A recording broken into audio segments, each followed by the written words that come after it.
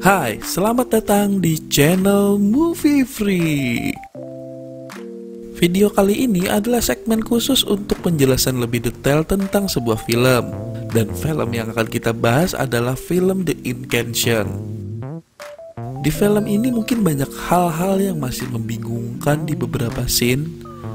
Gue bakalan bahas film ini berdasarkan kesimpulan gue sendiri. Dan kalau kalian punya pendapat sendiri untuk menjelaskan film ini, bisa kalian share di kolom komentar. Buat yang belum nonton filmnya, aku saranin buat nonton dulu di situs-situs streaming favorit kalian. Atau bisa juga nonton alur ceritanya di video gue sebelumnya, sehingga bisa relate sama topik kita kali ini. Dan jangan lupa untuk like, komen, dan subscribe sebagai bentuk dukungan kalian.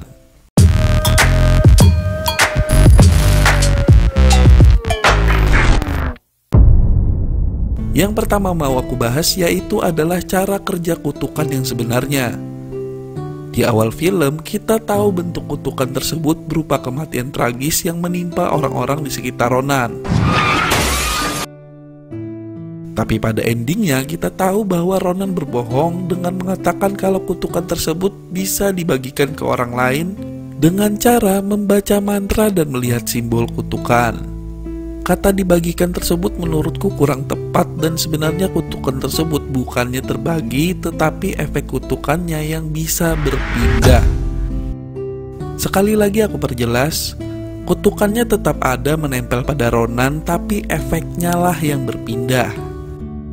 Kenapa berpindah? Alasannya dikarenakan Ronan yang mampu bertahan selama 6 tahun. Bisa kita lihat dalam film selama 6 tahun dia terkena kutukan, fisiknya Ronan terlihat seperti tak mengalami apa-apa. Padahal semua orang yang terkena kutukan langsung bisa merasakan efeknya. Kutukan tersebut memberikan jeda waktu sehingga memungkinkan untuk memindahkannya ke orang lain bila tahu caranya. Biar lebih jelas, cara kerja kutukannya tersebut bekerja seperti ini. Fase pertama, orang yang terkena kutukan akan dihantui dengan berbagai macam gangguan. Di fase kedua, kutukan tersebut menyerang tubuh hingga melemahkan fisik dan pikiran. Lalu dilanjutkan dengan tubuh yang terluka hingga badan menimbulkan lubang-lubang kecil. Dan fase terakhir yaitu kehilangan kendali dan berakhir dengan kematian. Beda ceritanya dengan menonton video yang mampu mengutuk langsung dengan kematian. Hal tersebut terjadi karena di video itu ada rekaman yang memperlihatkan pusat atau jantung dari kutukan tersebut, yaitu berupa wajah dari sang patung Buddha. Yang kedua, cara Ronan melawan kutukan selama 6 tahun. Selama 6 tahun ini, Ronan terus-terusan bisa bertahan dengan cara memindahkan efek kutukan tersebut kepada orang lain, atau lebih tepatnya mengorbankan orang lain. Kalian masih ingat scene di mana Ronan mendatangi kantor polisi? Kemungkinan dari sana Ronan tahu pertama kali kalau efek dari kutukan bisa berpindah. Dengan sengaja Ronan memperlihatkan video rekamannya yang jelas-jelas mampu mengutuk orang lain dengan kematian secara cepat. Dengan kematian orang lain, Ronan mampu untuk sementara menghindari efek dari kutukan. Itu artinya banyak sekali yang sudah menjadi korban Ronan selama 6 tahun. Dan itu termasuk keluarganya sendiri. Karena hal itu bisa menjelaskan kenapa tak ada satupun keluarga, kerabat, atau teman dekat Ronan yang muncul. Kan bisa aja Dodo dititipkan kepada salah satu keluarga atau kerabat dekat. Kenapa harus ke panti asuhan? Ya itu karena Ronan berencana menggunakan orang-orang terdekatnya dulu sebagai objek pemindahan efek kutukan. Hingga selama 6 tahun ini dia tidak terlalu terkena efek kutukan. Dan kemungkinan juga Ronan berpikir kalau misalkan dia terus-terusan bisa mencari tumbal, kehidupan bersama anaknya akan baik-baik saja. Karena hal tersebutlah Ronan mau membawa anaknya kembali. Selanjutnya yaitu nasib dari warga desa. Saat Ronan ingin kabur, terakhir kali kita melihat warga desa kan hanya berdiri diam. Dengan kondisi tubuh penuh dengan luka-luka, pada awalnya gue pikir cuma Ronan saja yang selamat. Tapi setelah melihat Ronan kembali ke desa tersebut, ternyata sudah tidak ada orang satupun. Kalaupun mereka mati karena kutukan, kenapa tak ada satu mayat pun ataupun kerangka yang tertinggal di desa tersebut? Yang artinya kemungkinan besar warga desa ada yang selamat dan pergi entah kemana. Walau dengan kondisi terkena kutukan, kemungkinan para warga desa pergi mencari tempat baru untuk memindahkan efek kutukan pada orang asing, sehingga kutukan mereka sendiri berkurang atau berpindah. Yang keempat, sosok orang yang dibakar dan nasib gadis kecil. Pada awalnya kita melihat warga desa terlihat baik-baik saja. Itu dikarenakan mereka terus melakukan ritual dan persembahan. Tapi yang terjadi malah Bunda-Bunda memberikan kutukan kepada Ronan termasuk kepada warga desa. Hal tersebut dikarenakan ritual persembahan pada awalnya menggunakan gadis kecil dari desa untuk menjadi tumbal. Tapi ritual persembahan tersebut menjadi kacau karena Ronan dan yang lainnya. Para warga pun berniat meredam kutukan dengan cara membakar jenazah dari pacar Ronan yang bernama Dom, dan berharap kutukan mereka dapat berkurang. 5. Kemunculan gadis kecil dari desa. Gadis kecil dari desa tersebut ditemukan di rumah sakit, tepat di mana Dodo dirawat. Yang anehnya, si gadis kecil ini kemana aja kok baru aja muncul lagi setelah 6 tahun berlalu. Pada awalnya kan gadis kecil tersebut digunakan sebagai tumbal untuk Bunda-Bunda. Tapi karena kekacauan yang dibuat Ronan dan kawan-kawan membuat ritual pengorbanannya menjadi berantakan, sehingga gantinya sebagai tumbal adalah pacar Ronan. Kemungkinan gadis kecil tersebut juga kabur entah sendiri atau bersama warga. Tapi kemungkinan besar si gadis kecil tersebut tetap harus dijadikan persembahan. Karena hal tersebut menjelaskan tujuan dari makhluk halus yang menggiring Dodo untuk menemukannya. Dan pada akhirnya Ronan mengambil potongan telinganya saja untuk dipersembahkan ke patung emas yang ada di dalam terowongan. Selanjutnya, dari awal semua sudah direncanakan oleh Ronan.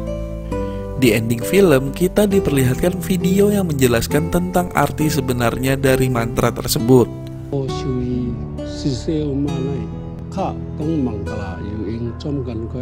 Pada awalnya, kita mengira itu adalah rekaman dari Ming, karena kita tahu Ming mendatangi dan menanyakan kepada biksu tersebut. Tapi yang terlihat di rekaman justru sosok Ronan dalam keadaan hamil. Itu artinya Ronan sudah lebih dulu mendatangi biksu tersebut ketimbang Ming. Karena saat itu Ronan lagi mengandung Dodo, jelas Ronan sudah lebih dulu mencari cara bagaimana menghilangkan kutukan agar anaknya tak terkena.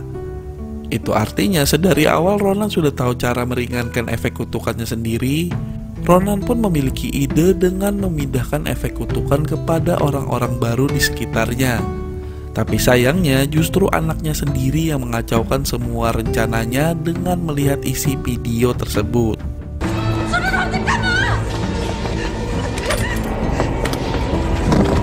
Alhasil anaknya malah mendapati kutukan.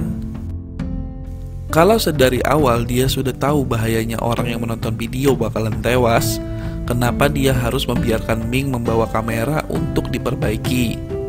Kemungkinan Ronan sengaja membiarkan Ming sehingga dia menonton video dan berharap dengan berpindahnya kutukan kepada Ming bisa mengurangi dampak dari efek kutukan yang mengenai anaknya. 7. Alasan Ronan menghancurkan cermin di dalam terowongan. Saat gue coba cari di mbah Google, gue mendapatkan satu penjelasan yang cukup menarik.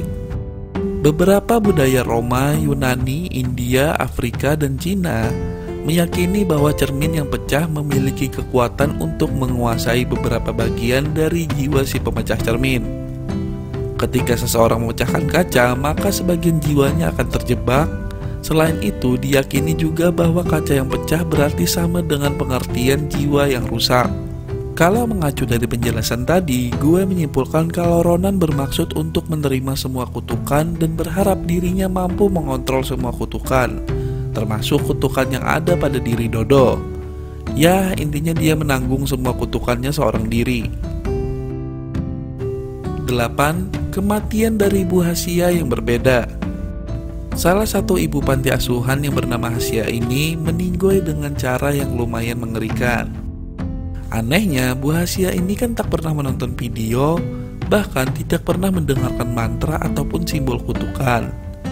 Kalau menurutku, kematian dari Bu Hasia ini dikarenakan dia menggunakan nama Dodo di dalam jimat. Saat Dodo dinyatakan lumpuh, Ming memberikan jimat yang di dalamnya terdapat nama Dodo, dan jimat tersebut dibelikan oleh Ibu Hasia.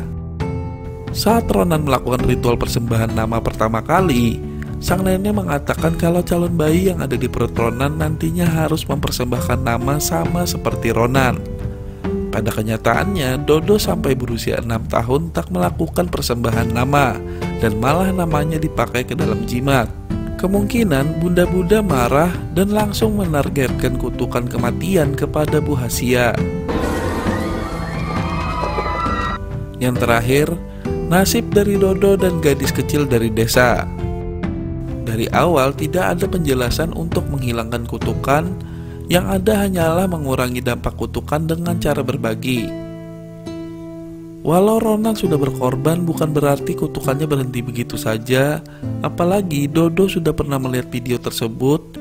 Gue rasa kutukan tersebut tetap aktif hingga mereka berdua meninggoy. Itu pun kalau mereka nggak menyebarkan lagi pembagian kutukan. Saat ini hanya si gadis kecil dari desa yang mengetahui semua yang terjadi dan bagaimana cara melakukan ritual dan lainnya.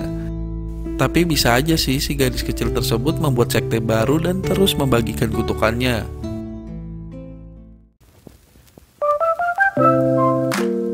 Ya, mungkin itu aja yang bisa gue jelasin. Film ini emang cukup menarik walau ada beberapa plot hole.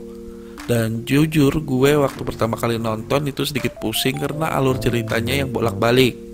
Ditambah lagi efek yang diberikan sama film ini bisa memberikan efek kecemasan saat menonton.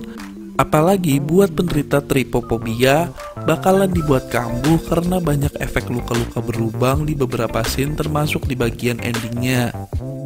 Walau bergaya dokumenter atau lebih tepatnya mokumentar, film ini nyatanya gak 100% terasa organik karena di beberapa adegan tiba-tiba muncul kamera dari sisi lain yang bukan miliknya Ronan.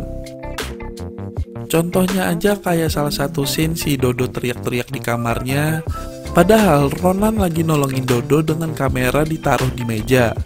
Dan mendadak ada POV memperlihatkan lantai yang penuh alat tulisnya Dodo yang berserakan dan membentuk simbol kutukan. Menurut gue yang paling bagus dari Incantation itu adanya interaksi sama penonton lewat narasi yang ngajaki baca mantra bareng-bareng. Dan tahu-tahu ternyata itu adalah mantra kutukan. Tapi tenang aja, meskipun terinspirasi dari cerita nyata tentang keluarga yang terlibat sekte sesat di Taiwan, nyatanya mantra, simbol, dan gerakan yang kalian tonton semuanya murni fiksi. Ayo, siapa nih yang kebayang-bayang sama mantranya terus? Ya, mungkin itu aja dari gue. Semua kesimpulan merupakan murni dari pendapat gue sendiri. Kalau mau ada yang menambahkan atau pendapat sendiri, bisa kalian share di kolom komentar. Juga kalau masih ada yang bingung, bisa tulis di kolom komentar. Nanti kita bakalan berdiskusi sama-sama. Semoga video ini bisa membantu menjawab pertanyaan kalian. Like aja kalau suka, dislike kalau nggak suka, yang penting di subscribe. Kita jumpa lagi di next video. Terima kasih.